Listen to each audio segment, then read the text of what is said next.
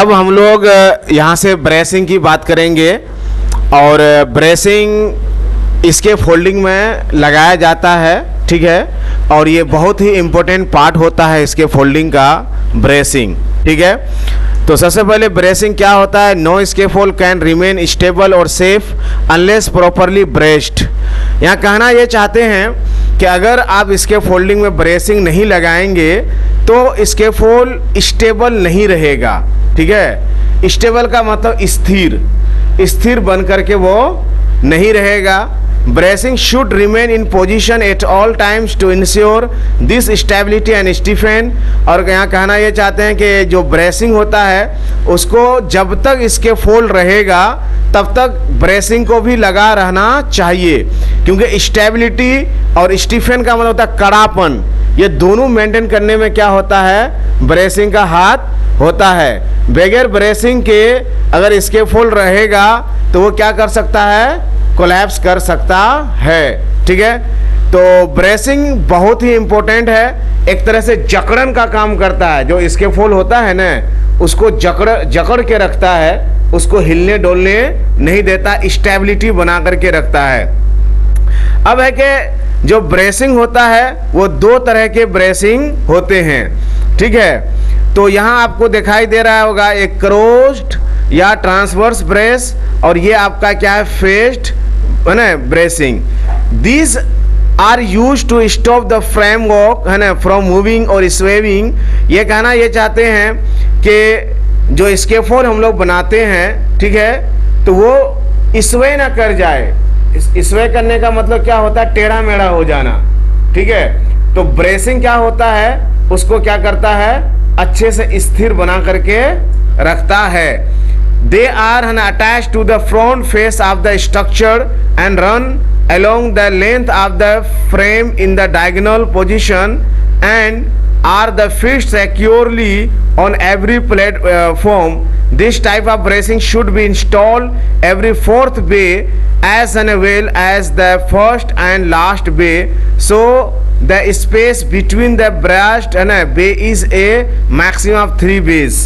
इसको समझने से पहले हम आपको थोड़ा सा बैक में लेके जाते हैं, ठीक है। बैक में आप ये देखिए, यहाँ हम लोग समझते हैं, यहाँ से आपको इजीली समझ में आ जाएगा, ठीक है। इसको बे कहा जाता है। यहाँ देख रहे हैं, ये देखिए, ये माउस पॉइंटर देखिए, आप ध्यान से देख रहे हैं। ये एक जो आपका स्टैंडर्ड है और ये जो आपका एक स्टैंडर्ड है, इन दोनों स्टैंडर्ड के बीच की जो दूरी है वो बे लेंथ कहलाता है। क्या कहलाता है? बे लेंथ।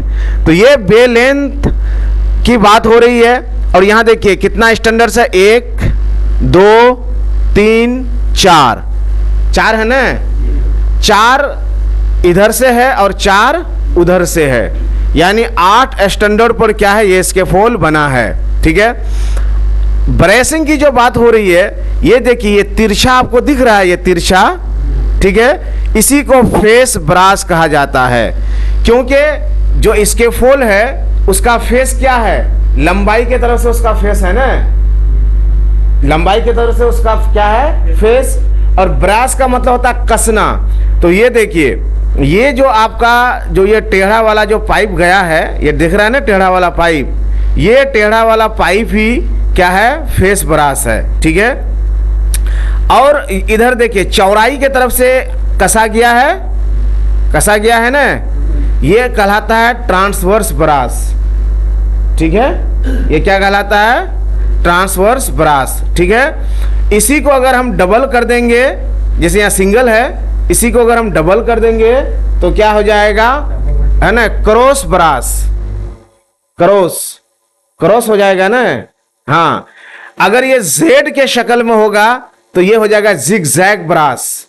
जेड के शेप में भी बनाया जाता है। आप लोग देखे होंगे घर की केवाड़ी वगैरह जो होती है ना, उसके पीछे में लगा होता है ना, कुछ केवाड़ी में क्रॉस के रूप में होता है, कुछ में जेड के रूप में होता है। तो क्रॉस वाला जो ब्रास होता है वो एक्स फॉर्म में होता है, एक्स वाई जेड होता है ना। तो एक्स जो होता है कट में, तो उसको क्रॉस कहते हैं, ठीक है। और अगर जेड के रूप में होगा तो उसको क्या बोलते हैं? जिगजैग, ठीक है। और नॉर्मल है तो उसको सिर्फ ब्रेस बोलेंगे। तो यहां वाला हम लोग का क्या है, सिंगल है, यहां क्या है, सिंगल है। तो आपका डाउट्स क्लियर हो गया। ये ब्रास, यहां देखिए इसमें भी आपको ब्रास दिख रहा होगा, इसमें भी आपको दिख रहा होगा, है ना। कोई भी स्केफोल्ड विदाउट ब्रेसिंग नहीं हो सकता है। इसकी इंपोर्टेंस क्या है, देखिए स्केफोल्ड जैसे जैसे ऊपर बढ़ेगा, ठीक है, तो स्केफोल्ड के स्विंग करने का क्या होता है, चांसेस होता है। स्विंग का मतलब क्या होता है, टेढ़ा मेढ़ा हो जाना, ठीक है, हाँ, हिल जाना, टेढ़ा हो जाना, है ना, किसी एक तरफ झुक जाना, समझ रहे हैं। तो ये चीज क्या करता है, ब्रास रोकता है अच्छे से, ठीक है। तो देखना ये पड़ता है कि हमको क्रॉस ब्रास लगाना है या क्रॉस ब्रास नहीं लगाना है। अब रह गया सवाल यहां बे लेंथ। बे लेंथ का मतलब क्या होता है, आप लोगों को क्लियर हुआ।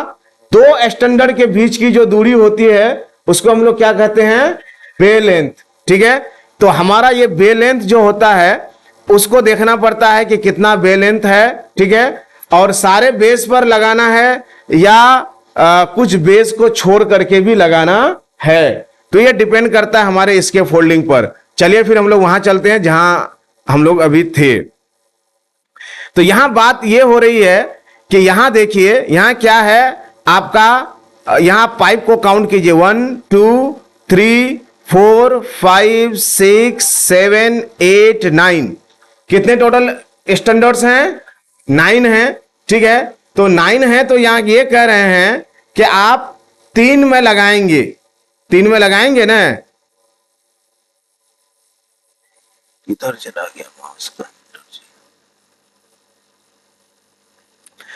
तो यहां देख रहे हैं स्ट्रक्चर को कि ये जो लगाया गया, this type of bracing should be installed every 4th bay as well as the first and last bays so that space between the brace bay is an maximum 3 bays, ठीक है। तो इस तरह से हम लोग इसको क्या करते हैं, इंस्टॉल करते हैं, ठीक है। मैक्सिमम 3 ओपन बेस ही होना चाहिए, इससे ज्यादा हमारा ओपन नहीं होना चाहिए। इसको और आसान समझिए, आसान ये समझिए कि अगर हमारा इसके फोल का जो फेस है वो फेस देखना ये है कि कितने पाइप का है, या कितने पाइप का फेस है, 9 का है, ठीक है। तो 9 का है, तो यहां कहना ये चाहते हैं कि 9 वाले फेस में क्या करना होता है कि हमको ज्यादा से ज्यादा 3 छोड़ सकते हैं, 3 ओपन बेस हम रख सकते हैं। कितना रख सकते हैं, 3 के बाद चौथा में फिर लगाना है, ठीक है। चौथा में आप लगाएंगे तो चौथा, पांचवा, छठा को तो ले लेगा, फिर उसके बाद आपको क्या करना है, 3 छोड़ सकते हैं, समझ रहे हैं। हाँ, अगर नहीं छोड़ के आप अगर ब्रेसिंग लगाते हो तो और स्ट्रोंग होगा, बात समझ में आ रही है। अगर नहीं छोड़ के लगाते हैं तो आपका स्केफोल्ड और स्ट्रोंग होगा, बट आप 3 बेस ओपन कर सकते हैं, ठीक है। तो ये आपका फेस ब्रास में चलेगा, कोई दिक्कत नहीं है, ठीक है। और आगे हम लोग बात करेंगे लॉन्गिट्यूडनल की, ठीक है। इसको क्रॉस या ट्रांसवर्स ब्रास भी कहा जाता है। This type of brace is mainly run diagonally in between the inside ledger and fixed to the outside standards using a swivel couplers to boost the frameworks and a firmness. They can also be fixed on a laser to the laser on the lifts above the base out. This brass should be added to every other bay or every other set of the standards. ठीक है, यहाँ कहना ये चाहते हैं कि यहाँ जो हम लोग लगाएंगे तो ये देखिए, यहाँ ये 3 पोस्ट हैं, ये 3 पोस्ट हैं, ठीक है, जिसको स्टैंडर्ड बोलते हैं, ठीक है। और यहाँ आपका रनर्स या लेजर्स हैं, ठीक है। अब यहाँ लिफ्ट देखिए, ये आपका बेस लिफ्ट है, ये आपका फर्स्ट लिफ्ट है, ये आपका सेकेंड लिफ्ट है, ये आपका 4th लिफ्ट है, ठीक है। हाँ, तो सॉरी 3rd लिफ्ट है। तो ये देखिए, ये आपका ब्रेस आपका जा रहा है लॉन्गिट्यूडनल या फेस ब्रास जिगजैग, है ना, ब्रासिंग ट्यूब एंड कॉपलर, है ना, इसके फोल्ड। तो इसमें आपको ये लगाया जाता है। इसकी डिग्री जो होती है, कितने डिग्री में इसको लगाना है, तो इसकी डिग्री होती है 35 से 55, है ना, इसी के बीच ही रखना है। इससे अगर ज्यादा जाएगा तो इसके फुल कमजोर होगा। वो कैसे कमजोर होगा वो आपको मैं बता रहे हैं। जब एंगल ज्यादा जाएगा तो जो ब्रेस आप लगा रहे हैं ना वो ज्यादा ऊपर जाएगा, ठीक है, और ज्यादा ऊपर जाएगा तो ब्रेसिंग का नंबर जो होता है, number of pipe of bracing, यानी ब्रेसिंग की जो पाइप होंगे वो घटेंगे। नहीं समझे? अब यहां ध्यान से समझिए इस चीज को। ये देखिए, ये पाइप यहां लगा है ना, यहां इस कोने से आया है, इस कोने में लगा है ना। इसको अगर उठा करके हम यहां रख देते हैं तो क्या होगा, स्पेस आपका बढ़ गया ना। अब नेक्स्ट पाइप आपका यहां से ऊपर लगेगा ना, तो इस तरह से क्या होगा, पतला होगा, परास क्या हो जाएगा, पतला हो जाएगा, नंबर ऑफ ब्रेसिंग कम हो जाएंगे, और इसका एंगल जितना घटेगा, ठीक है, इसका एंगल क्या होगा, जितना घटेगा तो उतना ज्यादा हमको ब्रेसिंग क्या करना होगा, लगाना पड़ेगा, और जितना नंबर ऑफ ब्रेसिंग ज्यादा लगेगा उतना इसके फुल क्या होगा, स्ट्रॉन्ग होगा। सिंपल। अब आगे हम लोग बात करेंगे इसके फुल प्लेटफॉर्म की। आप ध्यान से यहां देखिए, ठीक है, यहां ध्यान से देखने पर आपको पता चलेगा कि हमारा जो इसके फोल्ड है, या जितना भी इसके फोल्ड दिखाया गया है सब में ब्रेसिंग लगा हुआ है। देखिए, है ना, देखिए इसमें भी देखिए ब्रेसिंग है, इसमें देखिए ब्रेसिंग है, इसमें देखिए ब्रेसिंग है, इस सब में देखिए ब्रेसिंग है, इसमें ब्रेसिंग। विदाउट ब्रेसिंग इसके फोल्ड स्टेबल नहीं हो सकता है, ठीक है, समझ रहे हैं? तो ब्रेसिंग क्या करता है, स्टिफनेस और स्टेबिलिटी बना करके रखता है, ठीक है। अब हम लोग यहां से बात करेंगे इसके फोल्ड प्लेटफॉर्म की। इसके फोल्ड प्लेटफॉर्म क्या होता है बताइए? इसके फोल्ड प्लेटफॉर्म उसको कहा जाता है जिस पर चढ़ करके हम लोग क्या करते हैं, काम करते हैं, ठीक है। एक तरह से वो मंच होता है जिस पर चढ़ के हम लोग काम करते हैं, वो हमारा क्या कहलाता है, इसके फोल्ड प्लेटफॉर्म, ठीक है।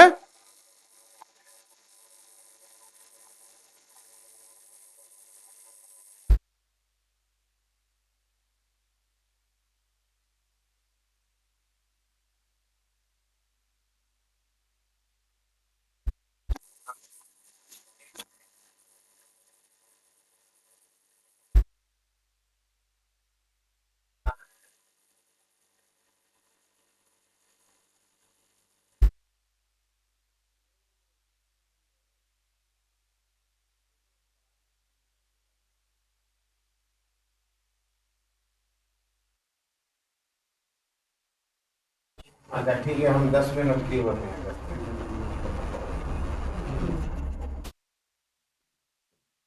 तो इसके फुल प्लेटफॉर्म की बात हम कर रहे थे, ठीक है। तो इसके फुल प्लेटफॉर्म एक्चुअली क्या होता है आपको हम बता देते हैं, ठीक है, कि is a horizontal surface or structure, है ना, विद अ हॉरिजॉन्टल, है ना, surface raised above the level of the surrounding area, erected to the support and access or working at height, so workers have a safe stable work platform when work can not be done at ground level. यहाँ simple ये कहना ये चाहते हैं कि scaffold platform उसको कहा जाता है जो ग्राउंड लेवल से ऊंचा हो, ठीक है। डेफिनेटली हम लोग जो स्केफोल्ड प्लेटफॉर्म बनाते हैं वो क्यों बनाते हैं, क्योंकि जब हम लोग ग्राउंड लेवल पे काम नहीं कर पाएंगे, ठीक है, हमको ऊंचाई पे काम करना हो तो हम लोग क्या करते हैं, स्केफोल्ड प्लेटफॉर्म बनाते हैं। So workers have a safe, stable work platform when work cannot be done at ground level. Every platform shall be fully planked across the width between the standards. यहाँ कहना ये चाहते हैं, आप ध्यान से यहाँ देखिए, ये जो प्लेटफॉर्म है ना, ये जो भी प्लेटफॉर्म है, तो ये सारे प्लेटफॉर्म क्या होना चाहिए, फुल्ली प्लैंक्ड होना चाहिए, समझे। फुल्ली प्लैंक्ड का मतलब कहीं गैपिंग नहीं होनी चाहिए। सिंपल आप चौकी समझिए, जो आपकी चौकी होती है, चौकी, तो चौकी के ऊपर जो पटरा रखा जाता है वो क्या होता है, गैप करके रखा जाता है, नहीं, पूरा सटा सटा करके उसको, तब उसको क्या है, रखा जाता है। गैप रहने से क्या होगा, वर्कर जब उस पर चढ़ के काम करेंगे तो उसका पैर क्या हो सकता है, फंस सकता है और पैर इंजर्ड हो सकता है। दूसरी बात, छोटे मोटे जो टूल्स होंगे या लूज मटेरियल्स होंगे वो भी क्या हो जाएंगे, नीचे गिर जाएंगे। इसलिए हमारा जो प्लेटफॉर्म के ऊपर जो प्लैंक्स रखते हैं, प्लैंक्स मतलब क्या हुआ, पटरा, वो पटरा हमारा क्या होना चाहिए, क्लोजली सटा हुआ होना चाहिए। अब एक बात ये होती है कि हमारा जो प्लेटफॉर्म होगा वो कितना होगा, तो 675 mm 3 प्लैंक्स वाइड, कम से कम 600 है ना 75 mm यानी आधा मीटर से ज्यादा, यानी 0.25 मीटर कम से कम हमारा चौड़ा क्या होना चाहिए, प्लेटफॉर्म होना चाहिए। अब लंबा कितना होगा, तो लंबा तो डिपेंड करेगा कितना लंबा आपका स्कैफोल्ड जा रहा है, लेकिन चौड़ाई की बात हो रही है कि चौड़ाई में कम से कम 675 mm यानी 3 प्लैंक्स रखने के बाद होना चाहिए। Large gap in platform must be covered, और अगर प्लेटफॉर्म में गैपिंग हो रहा है यानी 2 पटरा रख रहे हैं उसके बीच में गैपिंग हो रहा है, तो गैपिंग बिल्कुल भी नहीं होनी चाहिए। अगर किसी कारणवश वो गैपिंग है तो उस गैपिंग को कवर कर देना चाहिए, यानी ऊपर से कोई और पटरा रख करके उसको ढक देना चाहिए। ठीक है। All planks of scaffold platform shall be secured against the displacement, और जो पटरा उसको रखते हैं, चौकी पर जो तख्ता रखा जाता है तो उसको क्या ऐसे रख के छोड़ दिया जाता है, नहीं ना, उसको क्या कहता है ना, कील ठोक दिया जाता है। इसी तरह से जो पटरा आप इसके फोल्डिंग पर रखेंगे तो वो क्या होना चाहिए, हमारा स्टेबल होना चाहिए। उसमें क्लैंप आता है, वो क्लैंप से उसको लॉक कर देना चाहिए, कस देना चाहिए। आगे आप बात करेंगे हम लोग कपलर की। कपलर क्या है, आप ध्यान से देखिए, 2 पाइप को आपस में कसने का काम या जोड़ने का काम कौन करता है, कपलर करता है। ठीक है। हम लोग बांस का जो भाड़ा बनाते हैं, तो ये बताइए कैसे हम लोग भाड़ा बनाते हैं, रस्सी बांध बांध कर, है ना। तो लोहे का जो पाइप होता है तो उसको हम लोग क्या करते हैं, कपलर से हम लोग बांधते हैं, यानी कसते हैं। बांधने का तो मीनिंग नहीं होगा, बल्कि उसको लॉक करते हैं या कसते हैं। यहां देखिए जहां माउस पॉइंटर हम घुमा रहे हैं, 2 पाइप को यहां कसा गया है, ठीक है, तो कपलर के थ्रू कसा गया है। ठीक है। तो कपलर का काम क्या है, 2 पाइप को आपस में क्या करना, कनेक्ट कर देना, जोड़ देना, फिक्स कर देना। Yes, scaffold coupler are essentially the fundamental component that is used to assemble the tube and couplers scaffolding. Tube and coupler scaffolding is defined as the scaffold in which the individual circular tubes and serve as an standard brasses or ties are joined together by means of the purpose designed and a coupler. This basic fitting that is designed to join 2 scaffold tubes can be used to create a diverse range of scaffold structures. ठीक है। तो ये simple है, जो चीजें हम आपको बताए कि कपलर हमारे इसके फोल्डिंग का बहुत ही इंपॉर्टेंट पार्ट है। सिंपल ये समझिए कि अगर इसके फोल्डिंग बनाना हो और कपलर ही ना हो, क्या ये पॉसिबल है, क्या इसके फोल्ड बन जाएगा? This is not possible, possible ही नहीं है। आपको अगर इसके फोल्ड खड़ा करना है तो आपको कपलर चाहिए ही चाहिए, बगैर कपलर के काम नहीं होगा। ठीक है। अब यहां से हम लोग जानेंगे कि कपलर जो होते हैं वो 2 तरह के होते हैं। कितने तरह के होते हैं? 2 तरह के होते हैं। एक लोड बेयरिंग कपलर होते हैं और एक नॉन लोड बेयरिंग कपलर होते हैं। ठीक है। तो लोड बेयरिंग कपलर में राइट एंगल कपलर आते हैं, एस्वाइवल कपलर आते हैं, है ना, 5 KN ब्रास कपलर आते हैं, adjustable frame adjustable fork head आते हैं, एडजस्टेबल बेस प्लेट जैक आते हैं। ठीक है। इसमें सबसे ज्यादा जो स्ट्रांग होता है वो राइट एंगल कपलर होता है। राइट एंगल कपलर हम लोग वहां पाइप में कसते हैं या लगाते हैं जहां 2 ट्यूब आपस में 90 डिग्री का एंगल बनता हो, यानी 2 पाइप को जहां जोड़ें और वहां 90 डिग्री का एंगल बने, तो वहां हम लोग को राइट एंगल कपलर कसा जाता है। वहां राइट एंगल से हम लोग काम निकालते हैं। राइट एंगल कपलर की अगर हम बात करें तो मिनिमम 635 केजी इसके अंदर क्षमता होनी चाहिए। राइट एंगल कपलर का मिनिमम क्षमता कितना होगा? 635 केजी होता है। ठीक है। और एस्वाइवल कपलर जो होते हैं, एस्वाइवल कपलर उसका हाफ होता है और इसका IS स्टैंडर्ड 1570 होता है। ठीक है। एस्वाइवल कपलर क्या होता है, 360 डिग्री में आप उसको कोई भी पाइप कस सकते हैं। यानी जब 2 पाइप को आपस में हम लोग जोड़ते हैं ना इसके फोल्डिंग बनाने में, तो वहां एक एंगल क्रिएट होता है। क्या होता है? Angle create. लेकिन राइट एंगल कपलर सिर्फ 90 डिग्री एंगल में ही कसा जा सकता है, वो फिक्स होता है। ठीक है। और एस्वाइवल कपलर क्या होता है, 360 डिग्री में वो क्या होता है, घूमता है। तो किसी एंगल के पाइप को भी हम लोग कस सकते हैं। लेकिन सबसे स्ट्रॉन्ग राइट एंगल, उसके बाद एसवाइवल, उसके बाद फिर है 5KN, adjustable base plate jack. Non load bearing couplers और कंपोनेंट जो होते हैं वो होते हैं आपका एक्सपेंडिंग ज्वाइंट पिंस और टो बोर्ड क्लिप्स। ये सब जो होते हैं, ठीक है, या पुटलोक कपलर भी कहा जाता है, ये सब नन लोड बेयरिंग में आता है। यानी ये सब कपलर का प्रयोग हम लोग वहां करेंगे जहां ज्यादा उस पर लोड डालना ना हो। अगर लोड डालना हो तो आपको ऊपर के जो आपके राइट एंगल एसवाइवल हैं उन्हीं कपलर्स का ही यूज करना है। अगला है आपका टाइज। टाइज बहुत ही इंपॉर्टेंट पार्ट है। अगर टाइज ना हो तो इसके फुल गिर सकता है। सिंपल ये जान लीजिए कि टाइज आप इसके फुल कितनों भी स्ट्रॉन्ग ऊंचा करके आप बनाते हुए चले जाएं और अगर आपका टाइज नहीं लगा हुआ है तो गिर सकते हैं। सिंपल एक सीढ़ी अगर ऐसे खड़ी कर दिया जाए दीवार के सहारे, ठीक है, और ऊपर में कोई चढ़ करके काम करना चाहे तो सीढ़ी गिरेगी कि नहीं गिरेगी? सीढ़ी गिर जाएगी, ठीक है।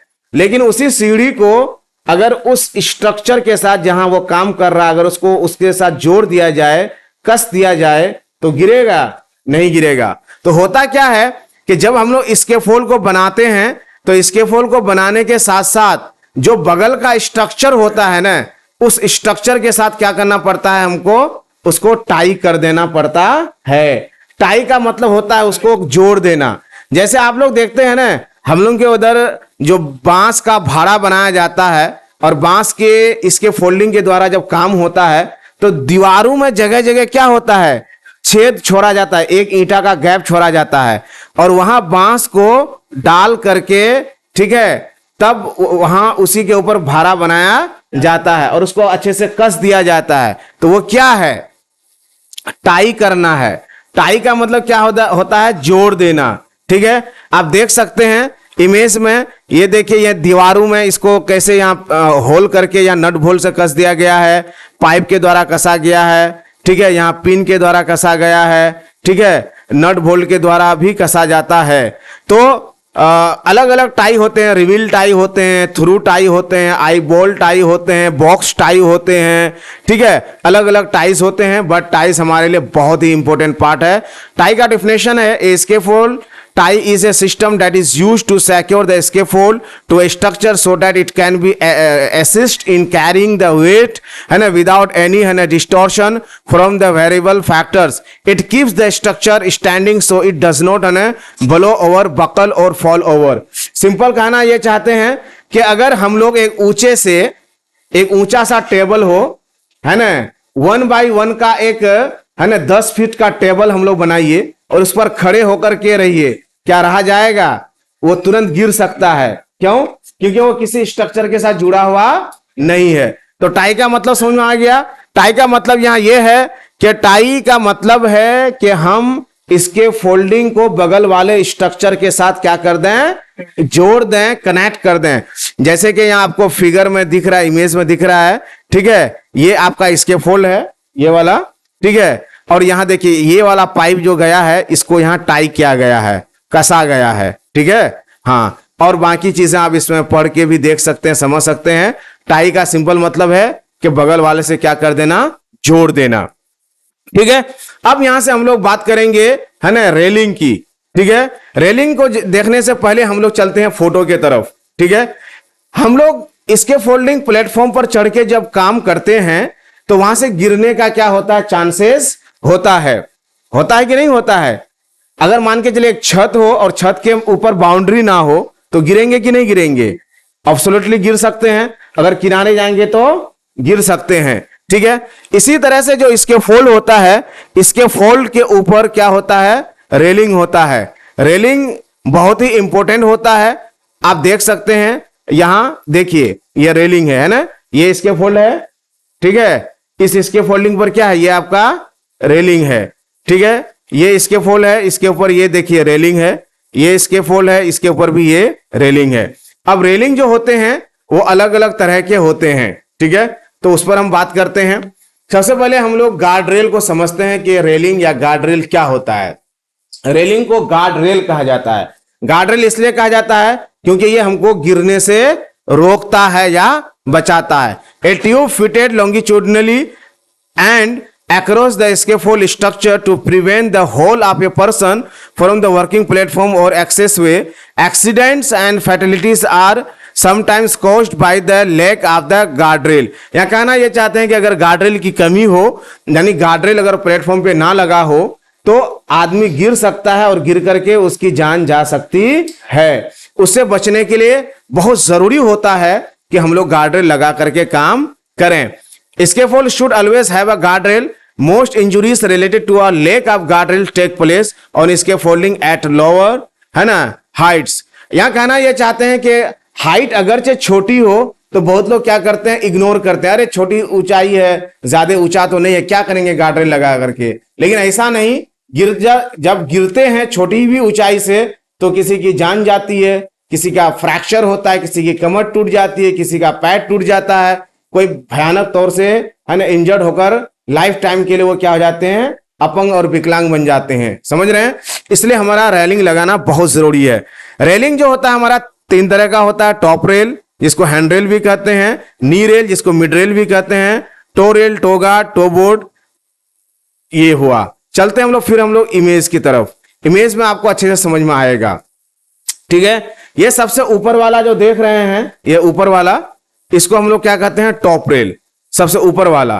ठीक है, ये क्या है, टॉप रेल। ठीक है, ये वाला क्या है आपका, मिड रेल। ये आपका क्या है, टो गार्ड। ठीक है, टो गार्ड 75 mm या 80 mm का, है ना, लगाया जाता है। वो इसलिए लगाया जाता है ताकि मटेरियल वगैरह नीचे ना गिरे। वो एक तरह से क्या होता है, घेराव करता है, मटेरियल को गिरने से बचाता है, यानी लूज मटेरियल वगैरह को नीचे गिरने नहीं देता है। अगर आपको लगता है कि नहीं लूज मटेरियल वगैरह नहीं है और इस तरह का कोई टूल्स वगैरह नहीं है तो टो बोर्ड या टो गार्ड लगाना नेसेसरी नहीं होता है, बट मिड रेल और टॉप रेल लगाना नेसेसरी होता है। ठीक है, उसके बाद इंस्पेक्शन की बात करेंगे कि all components of a scaffold including the working platform and planks must be carefully inspected before and after use. Check for rust, है ना, breakage, cracks and any, है ना, warping और deterioration। यहाँ कहना ये चाहते हैं कि इसके फोल्डिंग जब हम बनाते हैं, बनाने से पहले जितने भी उसके कंपोनेंट्स हैं, जितने भी उसके पार्ट्स हैं, उसको हमें अच्छे से चेक करना चाहिए। और चेक वो करेंगे जो इस विभाग का क्या हो, कॉम्पिटेंट हूं, अदरवाइज वो नहीं चेक करेंगे। ठीक है, ताकि कहीं कटा फटा, जंग मोर्चा, है ना, टेढ़ा मेढ़ा, है ना, डैमेज, किसी तरह का अगर कोई ऐसा नजर आता है फिजिकली तो आप उसको क्या करेंगे, हटा देंगे, यूज में उसको नहीं लाएंगे। Okay, thank you so much for watching and listening carefully.